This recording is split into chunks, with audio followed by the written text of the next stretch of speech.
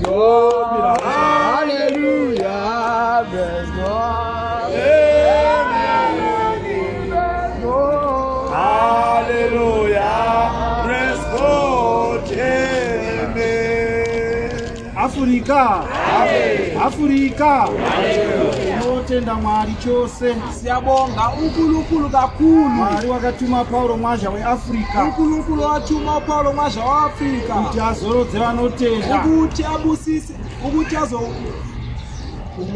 ukuthi azokhumuza bonke abakholwayo. Uye tinokutendai futhi siyanibonga weprovince ino, abantu beprovince lena kutigamuchira kwamaita nokusamukela inikwenzile. Uye tinotenda chose futhi siyabonga nemfaro waMwari uri pakati penyu, nenjabulo kaNkulunkulu emaphakathi kwethu. Afrika yedu. Amen. Umfaro wataishiwa kubva kare, yona injabulo ebesilangazela tisinamate Mwari takasununguka, ukuthi sithandaze uNkulunkulu sikhululekile, tichifara sijabulile sezvatakuita nhasi, njengokuba siyenza manje. namhlanje. Afrika yedu. Afrika.